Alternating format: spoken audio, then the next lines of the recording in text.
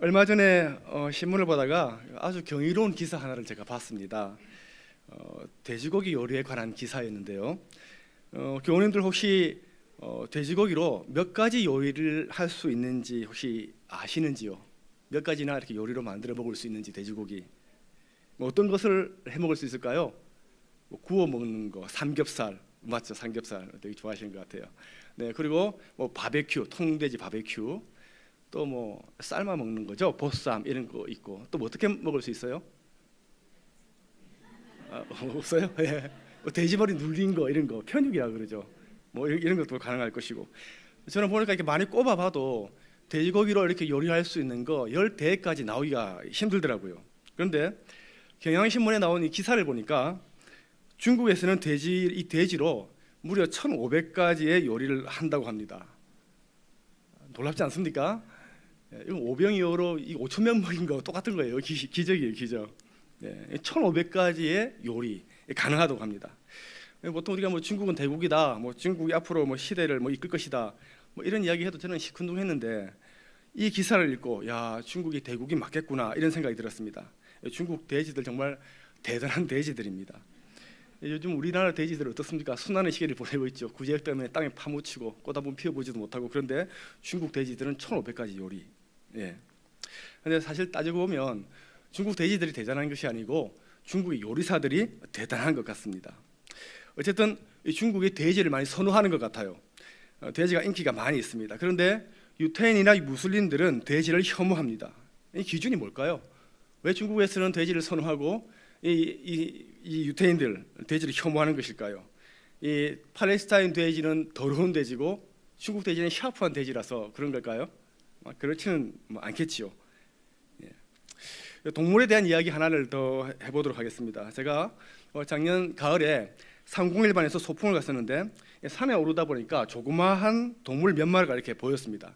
땅에 떨어진 이 밤을 물고 쏜살같이 이렇게 도망을 치는데 쟤들이 다람쥐인지 청설모인지 이렇게 잘 모르겠더라고요. 그래서 집사님들께 여쭤봤습니다. 그러니까 이런 차이가 있다고 합니다.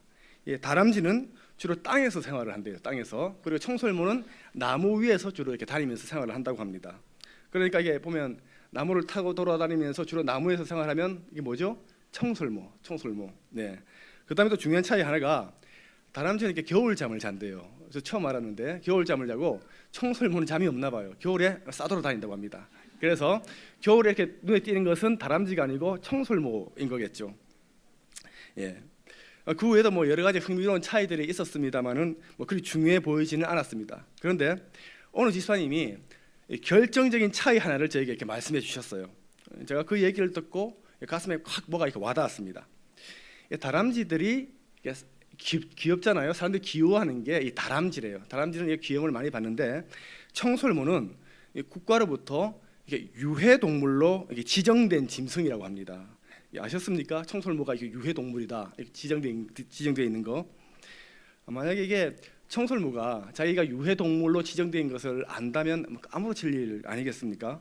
청설모들어 야 너는 해로운 짐승이야 라고 공적 기관에서 그렇게 존재를 규정해버린 겁니다. 청설모 입장에서는 붕괴할 만한 그런 일이죠. 야 내가 뭐 했는데 그냥 먹고 살려고 이것저것 주워 먹고 그랬는데 유해동물이라니 이렇게 생각하지 않겠습니까? 청설모는 아무도 모르고 있어요. 자기가 유해동물인지 어떤 동물인지 모릅니다. 그냥 인간들이 그냥 자기를 볼 때마다 약간 눈을 흘기는 정도 이렇게 생각했겠죠. 근데 이 기준을 누가 정했습니까? 청설모는 유해동물이다. 누가 정했습니까? 그들의 세계와는 전혀 관계가 없는 인간들이 청설모노 유해짐승 이렇게 규정을 해버린 겁니다. 오늘 본문 보니까 음식 규정에 관한 것들이 쭉 나옵니다. 이스라엘 백성들에게 먹을 수 있는 음식과 먹을 수 없는 음식을 하나님께서 정해 주셨습니다. 하나님의 관심과 세심한 배려는 좋은데 여기 보니까 생각해 볼 문제가 하나 있습니다. 이것은 먹을 수 있다, 저것은 먹을 수 없다. 이 정한 기준이 있죠. 기준이 있겠죠. 이 기준들이 설득력이 있느냐 이게 문제겠죠. 이게 문제입니다.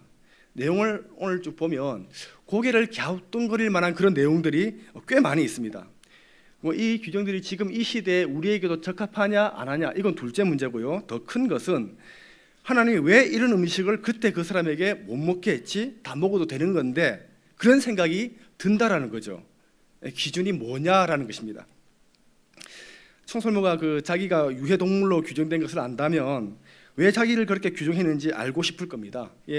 고대 이스라엘 백성들에게 선을 행하고 악을 멀리하라는 규정, 좋아요. 설득이 됩니다. 그렇죠? 우리가 그렇게 못 살아서 그렇지 선을 행하고 악을 행하라는 거 맞는 말씀이거든요. 그런데 이거 왜 못 먹게 하는 거지? 또 이 음식이 부정한 이유가 뭐지? 궁금하지 않겠습니까? 우리도 아이들에게 이렇게 아이스크림을 못 먹게 하면 아이들이 칭얼댑니다. 왜 못 먹는 건지 이렇게 물어보잖아요. 그러면 설명해 줍니다. 배탈이 날 수가 있어. 너 지금 장염에 걸렸으니까 먹으면 안 돼. 그럼 아이들 어떻게 합니까? 못마땅해요. 못마땅한데 설득이 됩니다. 아, 내가 지금 아프니까 아이스크림 먹으면 안 되는구나. 지금은 안 돼. 이렇게 생각을 합니다. 이 먹어라, 먹지 마라 이 규정들을 통해서 하나님이 말씀하고 싶으신 것이 무엇이겠습니까? 보니까 하나님이 입이 짧으시니까 자기 백성들에게도 까탈스럽게 음식 가지고 그러시는 그런 걸까요? 먼저 한번 보겠습니다. 먼저 무엇을 먹게 하시고 또 어떤 것을 못 먹게 하셨는지부터 한번 살펴보도록 하겠습니다. 오늘 그 강의 안에 보시면 정리를 해두었습니다. 같이 보시면서 살펴보도록 하겠습니다. 먹을 수 있는 정결한 것과 먹을 수 없는 부정한 것을 육해 공군에 따라서 이렇게 하나님이 분류하셨습니다. 먼저 육지 동물부터 한번 보겠습니다. 기준 한번 보시죠. 먹을 수 있는 것이 어떤 겁니까? 발이 굽이 갈라져 있는 것, 이거 먹을 수 있습니다. 말 발굽, 소 발굽 이런 것을 떠올리시면 되겠습니다. 이렇게 굽이 있고 그리고 색임질을 해야 합니다. 대표적인 것이 뭐가 있습니까? 소, 그러니까 우리가 한우 같은 거 즐겨 먹지 않습니까? 소 이런 거 먹을 수 있습니다. 또 양고기 이런 거 정결한 거죠. 정결하니까 하나님께서 드시지 않겠습니까? 제사할 때 이거 막 잡아서 하나님 흠양하시잖아요. 이런 거 먹습니다. 그런데 우리에게 요즘 익숙한 음식 중에서 어떤 것들이 먹으면 안 되는 부정한 것들이 있나요? 보신탕, 그렇죠? 보신탕 그리고 삼겹살 이거 부정한 것입니다. 우리 교회 교역자들 회식할 때 거의 뭐 먹어요? 삼겹살 먹어요. 삼겹살. 그리고 교역자들 힘든 거 할 때 열심히 하면 교인들이 힘내라고 원기를 회복하라고 뭐 사주십니까? 보신탕 사주세요. 보신탕. 우리가 스님들 고기 먹는다고 욕할 거 하나도 없습니다. 우리가 이런 거 먹어요. 유대인들이 아직도 돼지고기 안 먹는 이유가 있어요. 이게 뭡니까? 이 조건을 반만 충족하기 때문에 그렇습니다. 굽은 갈라져 있는데 색임질을 하지 않아서 부정한 것입니다. 그래서 혐오하지요. 먹지 않습니다. 정리하면 이렇게 먹을 수 있는 기준이 굽이 있는지 색임질을 하는지 이 두 가지입니다. 두 가지가 다 충족이 되어야 합니다. 그런데 먹을 수 있는 기준이 왜 그러냐는 겁니다. 두 가지가 안 되면 왜 부정한 것이죠? 왜 먹으면 안 되는 거죠? 그 다음에 이제 제가 정말 좋아하는 해군입니다. 물속에 있는 것들 보시면 제가 이 부분 때문에 제가 시험에 들 뻔했는데요. 여기도 두 가지 조건을 다 충족해야 됩니다. 몸에 이렇게 비늘이 있어야 되고요. 또 헤엄칠 수 있는 지느러미가 있는 물고기라야 먹을 수 있습니다. 이런 생선들 대충 머릿속에 그려지시죠? 잉어, 조기, 돔 이런 거 있습니다. 맛있지 않습니까? 이런 것들 먹을 수 있습니다. 자, 그러면 문제 한번 해볼까요? 갈치 어떻습니까? 되나요, 안 되나요? 갈치 안 돼요. 지느러미는 있는데 비늘이 없습니다. 그래서 먹으면 안 됩니다. 그리고 고등어 어떻습니까? 먹어도 되겠습니까? 안 되겠습니까? 안 됩니다, 여러분. 먹으면 안 됩니다, 고등어. 고등어 왜 못 먹게 하는지 모르겠어요. 얼마나 좋은데. 또 강의 안에 제가 몇 가지 더 써놨습니다. 보면 참 마음 상할 것들이 참 많이 있죠. 장어구이 안 됩니다. 아귀찜 안 되고 낙지볶음, 문어숙회 제가 좋아하는 거 다 안 된다고 하세요. 하나님도 저한테 왜 이러시는지 모르겠습니다. 이런 것들 안 됩니다. 규중에서 어긋나요. 지느러미가 있고 비늘이 있어야 되는데 이런 것들이 없는 겁니다. 하나님이 왜 이스라엘 백성들에게 이렇게 못 먹게 하셨을까? 본인이 안 드신다고? 그렇지 않겠죠. 이제 궁금합니다. 기준이 뭔지. 자, 한번 공군 하늘을 나는 거 한번 보도록 하겠습니다. 나는 거 보니까 먹을 수 없는 것들을 성경에서 쭉 규정해 놓았어요. 보니까 고기를 먹는 맹금류 이런 거거든요. 독수리, 솔개 이런 것들이 있는데 이런 것들은 가증하다 이렇게까지 표현해 놨습니다. 타조도 먹지 못합니다. 그런데 보니까 또 박쥐도 들어있어요. 이 박쥐가 새가 아니죠, 그렇죠? 포유류인데 박쥐를 넣어놨습니다. 아마 고대 이스라엘 사람들이 하나님 앞에서 새라고 막 우겨가지고 하나님 그래 새해라 해가지고 새로 불려내 놓은 것이 아닌가 그런 생각이 드는데 박쥐도 먹으면 안 되는 그런 새입니다. 하늘 나는 것을 곤충으로 듣는데요. 이 기준도 마찬가지입니다. 날개가 있고 뛰는 거 우리가 잘 아는 거 있죠. 메뚜기, 배짱이, 귀뚜라미 이런 것들은 먹을 수 있고 그 밖에 날개가 있으면서 기는 것들은 못 먹습니다. 뭐 예를 들라 그러면 뭐 벌 이런 거 못 먹습니다.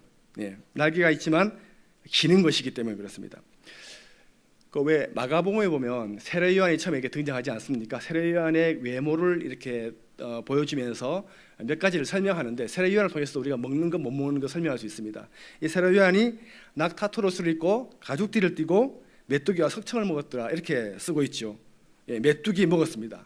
그리고 꿀을 먹었다 되어 있죠. 근데 꿀에 이렇게 벌이 들어가서 허우적거리고 있는 거 이거 잘 살펴보고 먹어야 됩니다. 벌 들어 있으면 못 먹습니다. 그리고 낙타토로스는 입어도 낙타는 아까 우리 읽을 때 어떻게 되어 있습니까? 낙타는 못 먹는 거 이렇게 되어 있습니다. 허리에 가죽띠는 이 가죽이 무슨 가죽이냐에 따라 다른 겁니다. 소가죽이면 뭐 먹을 수 있고 그런 겁니다.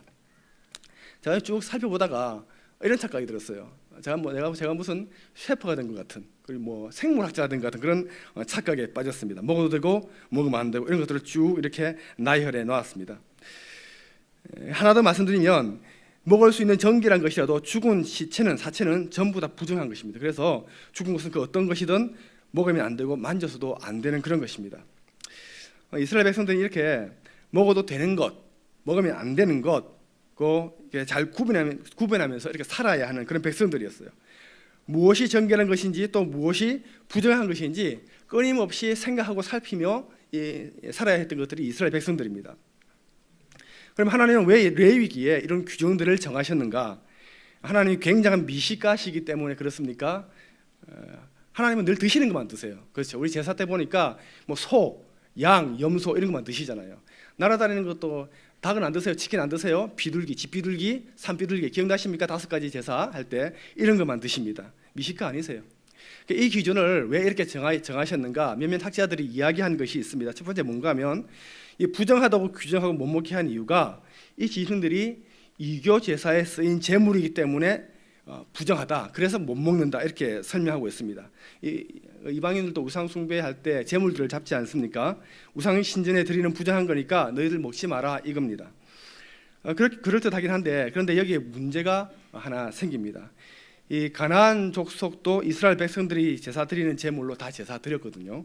특히 이 수송아지는 이집트나 가나안에서나 제사 드릴 때 쓰는 가장 중요한 그런 제물이었습니다. 왜 출애굽기 보면 모세가 이렇게 시내산에 올라갔을 때 아론이 백성들하고 우상 숭배하죠. 그때 뭐 만듭니까? 숫송아지, 황금송아지 만들어요. 이 어디서 보고 배운 겁니까? 애굽에 있을 때 황소 가지고 우상 제사 드리던 것 보고 따라한 겁니다. 사람들은 자기가 본 것을 또 경험한 것을 잘 넘지 못하게 되어 있습니다. 그래서 별로 설득력이 없어요. 또 어떤 해설을 보니까 하나님께서 이렇게 기준들을 먹을 것, 못 먹을 것, 부정한 것, 정결한 것 정해놓으신 이유가 이스라엘 백성들의 건강을 생각해서 그러니까 아무거나 먹고 병에 걸릴까 봐서 위생적인 이유 때문에 부정한 것을 규정하시고 못 먹게 하셨다 이렇게 말합니다. 몸 생각해서 결론부터 말씀드리면 이게 또 별로 설득력이 없어 보입니다. 돼지고기를 먹으면 선모충풍에 걸릴 위험이 있고 토끼는 야토병에 걸리고 그리고 시너름이 없는 거, 또 비닐 없는 거, 뱀장어 같은 거 있지 않습니까? 진흙속을 다니니까 박테리아 감염의 위험이 있고 이런 습성들 때문에 못 먹게 하셨다라는 겁니다. 그런데 이런 의문이 남지요. 이 중동 지방의 위생학이 주님 계실 당시까지만 해도 그렇게 비약적으로 발전하지 않았거든요. 늘 제자리 걸음이었습니다. 그런데 왜 갑자기 우리 주님은 이 음식법을 폐기하시잖아요. 오늘 마가복음 보니까 이러므로 모든 음식물을 깨끗하다 하시니라 이렇게 말씀하시거든요. 왜 이렇게 주님은 갑자기 이 모든 음식법들을 이렇게 폐기하시게 된 걸까요? 갑자기 이 이스라엘의 위생이 좋아지거나 또는 그 음식 조리법이 발전해서 그렇게 말씀하신 걸까요? 아니면 우리 주님께서 기적을 잘 행하시니까 병에 걸려도 낫게 할 수 있으니까 이제는 아무거나 먹어도 돼 이렇게 말씀하시는 걸까요? 그냥 아닌 것 같아요. 오늘 단서를 찾을 수 있는 게 오늘 본문 보면 우리가 나중에 읽었던 것들을 보면 우리가 알 수 있습니다. 본문 눈여겨볼 것이 11장에서 먹는 것 못 먹는 것 빽빽하게 이야기하시다가 본문 마지막에 갑자기 뜬금없이 이런 말씀을 하십니다. 우리 44절, 45절 우리 같이 한번 읽어보도록 하겠습니다. 44절, 45절 시작.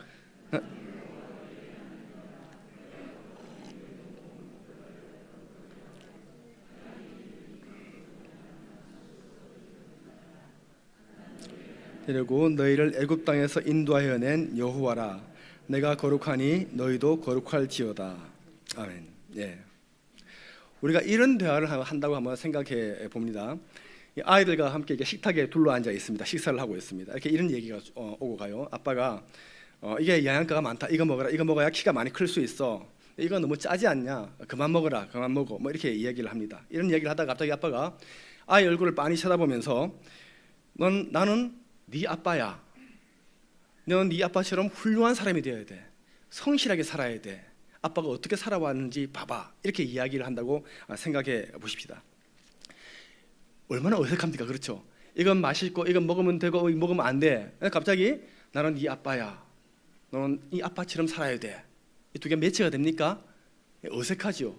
맥락 없는 그런 이야기 같습니다. 실제로 이런 경우는 없습니다. 그런데 오늘 본문 보니까 많은 음식 재료를 열가면서 이것은 먹을 수 있는 것, 저것은 먹으면 안 되는 것 이야기하다가 갑자기 내가 거룩하니 너희도 거룩할지어다 이렇게 이야기하는 겁니다. 그렇다면 이 먹는 것과 내가 거룩하니 너희도 거룩할지어다 이 두 사이에 무슨 맥락이 있지 않겠습니까? 깊은 의미가 이렇게 담겨 있지 않겠습니까? 교우님들, 우리가 그 레위기 전체를 관통하는 주제 하나를 딱 들라 그러면 아마 내가 거룩하니 너희도 거룩할지어다 이 말일 겁니다. 레위기의 키워드는 거룩입니다. 레위기 전체에 내가 거룩하니 너희도 거룩할지어다 이게 5번이 나오거든요. 그런데 오늘 음식 이야기하면서 2번이 이어서 나오고 있습니다. 생각해 보십시오. 내가 거룩하니 너희도 거룩하라. 여러분, 이 말이 어떻습니까? 굉장히 거창한 말 아닙니까? 굉장히 큰 멋진 말이죠. 이 거대 담론이거든요.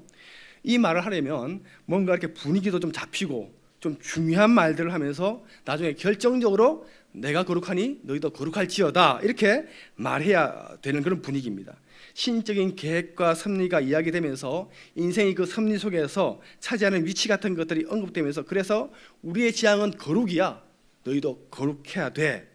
이 정도 스케일로 이야기되어야 될 주제가 이 거룩이라는 주제입니다. 그런데 이 양은 먹어도 되고 낙타는 먹으면 안 되고 토끼는 먹어도 되고 지느러미와 비늘이 있는지 없는지 살펴봐야 되고 말똥가리 이거 먹으면 안 되고 메뚜기 먹어도 되고 귀뚜라미 되나요? 먹어도 되고 또 박쥐는 먹으면 안 되고 타조 안 되죠. 이걸 먹어도 되고 먹어도 안 되고 이렇게 좀 경박스럽지 않습니까? 경망하지 않습니까?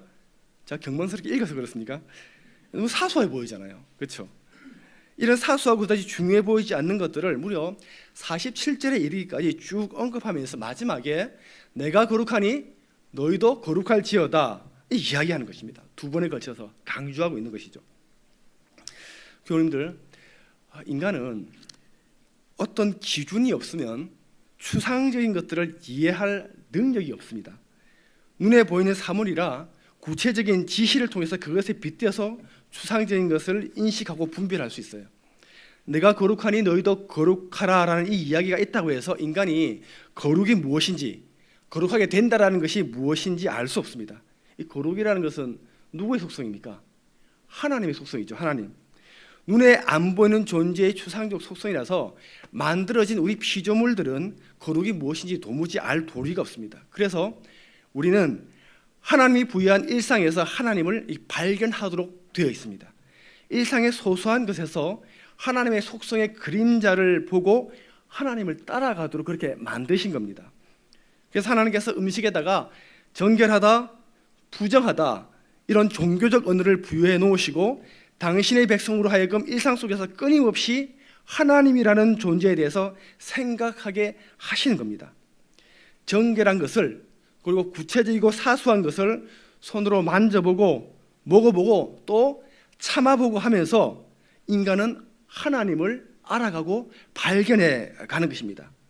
이미 하나님의 백성이 되었지만 또 그렇게 하면서 하나님의 백성이 되어 가는 것입니다. 이미 거룩하지만 우리들은 거룩한 존재이지만 또 우리가 부딪히는 일상의 소소한 것들을 통해서 그 일상에 부여된 정결과 부정의 규정을 통해서 거룩에 대한 인식이 생기고 거룩하게 되어져 가는 것입니다. 이스라엘 백성도 그런 과정을 거치고 있는 것입니다. 이것이 먹어도 되는 것인지, 그리고 정결한 것인지 아니면 부정한 것인지 그런 규정인지를 생각해야 합니다. 왜 그렇게 규정해 놓으시는지 뻔한 일상을 살아가다가도 질문해야 됩니다. 여러분, 이스라엘 사람들, 이 사람들 옆 동네 가난한 사람들이 부정한 것 다 먹는 거 다 지켜봤습니다. 이 부정한 것을 먹어도 쟤네들 안 죽어요. 살이 포동포동 오르고 또 장어 먹어서 힘이 나서 자기들을 괴롭히고 막 그래요. 다 봤습니다. 그런데 우리는 먹으면 안 돼. 이건 저 동물 안에 독성이 있어서 그런 것이 아니라 다른 이유가 있을 것이야. 하나님께서 왜 정하다, 부정하다 규정하셨을까 생각하게 됩니다. 왜 하나님께서 금지하신 것이지? 그러면서 세상은 다 비슷비슷한 것 같지만 눈에 보이지 않는 구별이 있다는 것을 깨닫게 됩니다. 아무것도 아닌 하찮은 것에도 분명한 선이 있다. 정결한 것이 있고 부정한 것이 있다. 깨닫는 겁니다. 인간은 왜 그런지 알 수 없지만 인간이 모른다고 해서 그렇다고 그 선이 없는 것이 아니다라는 것들을 아는 겁니다. 마찬가지죠. 내가 공고하고 고통스러울 때 하나님의 직접적인 도움의 손길이 안 보인다고 해서 하나님이 안 계신 것이 아니다. 믿음을 세워가는 것입니다. 다람쥐나 청설모나 생각해보면 그게 다 그거지 않습니까? 하지만 분명히 하나는 사람들에게 사랑을 받아요. 그런 존재예요. 그런데 하나는 유해동물로 지정되었습니다. 청설모는 왜 그런지 몰라요. 다람쥐는 청설모가 왜 저렇게 유기되고 버림받고 다람쥐인 자기는 귀염받는지 모릅니다. 먹는 거 똑같잖아요. 밥 먹고 도토리 먹습니다. 서로 비슷합니다. 하지만 그들은 모르지만 그들이 알 수 없는 분명한 기준이 있다라는 것, 그런 기준이 존재한다는 것입니다. 이게 인간과 하나님과의 관계라는 겁니다. 교우님들, 세상살이 다 그게 그건 것 같아요. 그렇죠? 다 먹고 자고 일하고 돈 벌고 그렇게 비슷비슷하게 사는 것 같지만 눈에는 전혀 다른 것 같지 않지만 달라요.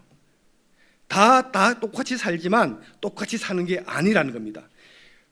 거룩한 삶이 있고요, 그렇지 않은 삶이 있다는 겁니다. 가치 있는 삶이 있고요, 그렇지 않은 삶이 있다라는 겁니다. 예수님이 오시면서 이 음식법이 폐기되었습니다. 우리는 주님 안에서 어떤 것은 다 이제 먹을 수 있습니다. 바닷속의 낙지들이 다 멸종할 때까지 저는 연포탕과 낙지볶음을 먹을 겁니다. 레위기에 규정되어 있는 구구절절한 그 규정들 이제 다 사라져 버렸습니다. 우리가 자유입니다. 안 해도 돼요. 다 먹어도 돼요. 구애받지 않아도 됩니다. 그런데 여러분, 한 가지만큼은 사라지지 않았고 또 우리가 주님 앞에 설 때까지 영원토록 사라지지 않을 것이 있습니다. 이게 뭡니까? 내가 거룩하니 너희도 거룩하라. 하나님의 이 규례는 사라지지 않고 지금도 살아있고 앞으로도 영원토록 살아있을 겁니다. 우리가 왜 그런지 모른 채 그냥 거룩한 하나님의 백성으로 우리가 선택되었습니다. 청설모가 아니라 사랑받는 다람쥐로 선택받았습니다. 그리고 우리 앞에 놓여있는 일상의 소소한 것들을 통해서 하나님은 우리를 거룩으로 초청하십니다. 교우님들, 이게 복입니다. 다른 게 복이 아니고 이게 바로 우리의 복입니다. 하나님이 지으신 만물과 세상 도처에 우리를 거룩으로 초청하시는 하나님의 부르심이라는 것이 있습니다. 우리가 살아가는 삶의 자리마다 그리고 우리네 삶에서 빛나 보이지 않는 소소한 일상에서 하나님의 거룩에로의 부르심이라는 것이 있다라는 것입니다. 순간순간마다 우리는 하나님을 기쁘시게 하는 것 또는 슬프시게 하는 것을 선택할 수 있는 그 부르심 앞에 있습니다. 정결한 것과 부정한 것을 선택할 수 있는 거룩한 자유가 우리에게 있습니다. 아니, 오히려 먹을 것, 먹지 않을 것을 가리는 가장 작은 일, 이런 사소한 일 속에 하나님 나라의 위대한 비밀이 숨어 있는지도 모릅니다. 오늘 설교 컨셉이 개국 설교였는데 생각대로 잘 되지 않았습니다. 웃으시든지 웃지 않으셨든지 복음을 위해서 개그를 했는데 마지막으로 시를 하나 읽어드리고 설교를 마치려고 합니다. 굉장히 재미있는 시지만 하나님의 선택의 은혜를 생각한다면 실은 눈물이 날 만큼 감동적인 그런 시입니다. 한번 들어보시겠습니까? 산골짜기 다람쥐, 아기 다람쥐, 도토리 점심 가지고 소풍을 간다. 다람쥐야 다람쥐야, 제주나 한번 넘으렴. 팔짝 팔짝 팔짝, 날도 참말 좋구나. 우리가 잘 아는 동요잖아요, 그렇죠? 흥겹게 부르는. 사랑하는 교우님들, 우리 하나님 시인이시고 우리에게 이런 노래를 들려주시지 않을까 저는 그렇게 생각합니다. 우리는 하나님이 지으신 구원의 참 좋은 날을 살면서 하나님 앞에 재롱하며 하나님 찬양하는 인생이 바로 우리 인생입니다. 우리가 청설모가 아닙니다. 올해가 양의 해라고 합니다. 우리의 좋으신 목자 주님이 우리 곁에 계십니다. 그리고 끊임없이 우리를 주님에게로 초대하고 있습니다. 그래서 이 장성한 분량이 충만한데 이르기까지 우리가 주님을 닮아가는 것, 그것을 원하시고 계십니다. 목자 되신 주님의 음성에 귀 기울이시면서 거룩의 부름을 쫓아 하나님의 자녀답게 살아가시는 우리 모두가 되시기를 주님의 이름으로 축원합니다.